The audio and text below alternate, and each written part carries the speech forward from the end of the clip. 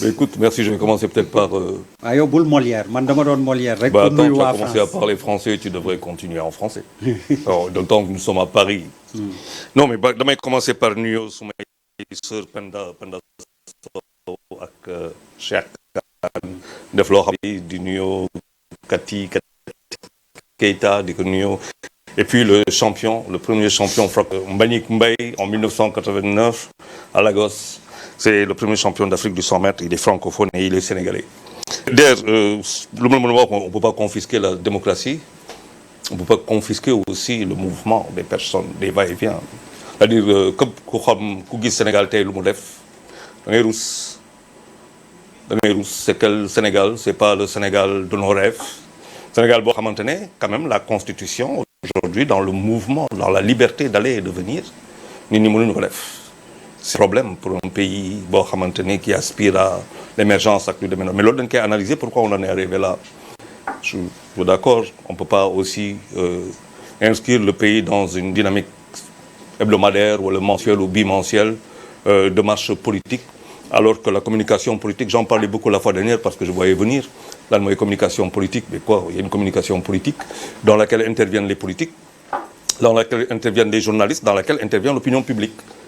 Et le rendez-vous boo xamante ne am nañ ko en termes politiques en dehors du discours et de l'action politique mooy le rendez-vous du 31 juillet c'est les législatives loo xamante ne nit ñi vont concourir par rapport à ces législatives-là pour benn aspect fondamental qui à mon sens d'aller chercher la majorité à l'Assemblée nationale qui permet de gouverner. Je le dis depuis toujours, il ne s'agit pas d'aller à l'Assemblée nationale pour être député, dañu war a dem Assemblée nationale pour gagner la majorité, gouverner, imposer une cohabite s'il le faut pour l'opposition et bien entendu am ay ministres, am ay portefeuille lu mu tudd de souveraineté yu am doole, ça c'est pour l'opposition. Pour ce qui concerne le pouvoir, c'est que faire exactement empêcher à l'opposition de se retrouver dans cette place majoritaire. C'est le seul combat qu'on attend des hommes politiques. De quelque bord yoo xamante ne qu'il soit ñu nekk de la majorité ñu nekk de l'opposition ñu xaar ñu leen feneen surtout à un moment aussi crucial que celui-là mooy que nous sommes quand même à quelques semaines de ces législatives c'est 45 jours c'est moins de 45 jours on a besoin de quoi maintenant est-ce que foog ñu tàngal foog ñu créer ay situation yu metti fii ba foofu pour am ay perte en vies humaines je pense que quand on est un responsable politique de quelque bord qu'on l'on puisse être dañu waxante dëgg dafa am loo xamante ne moom ngay xeex mooy la conquête du pouvoir elle ne peut être que par les urnes dans un pays démocratique léegi nag est-ce que ce pays est-il démocratique comme lu nga ko waxee je suis d'accord le président Macky Sall a été élu avec 58%.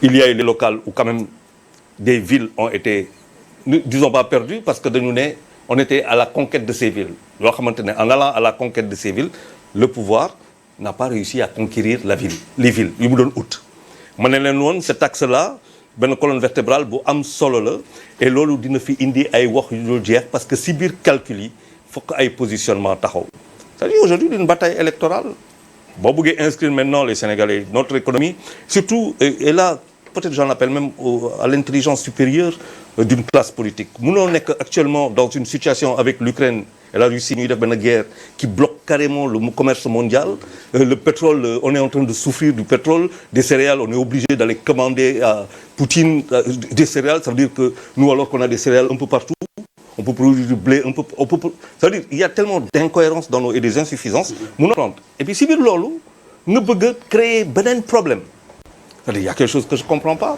le seul rendez-vous pour moi qui vaille les législatives c'est le 31 juillet les gens doivent se retrouver maintenant aux Sénégalais de décider est-ce qu'ils vont jox la majorité à Benno Bokk Yaakaar sans qu'une seule vie ne soit perdue c'est un exercice démocratique de libre droit à tout un chacun dans la transparence en fonction ku nekk say principes ku nekk say lu mu tudd tes convictions ou alors on donne au pouvoir.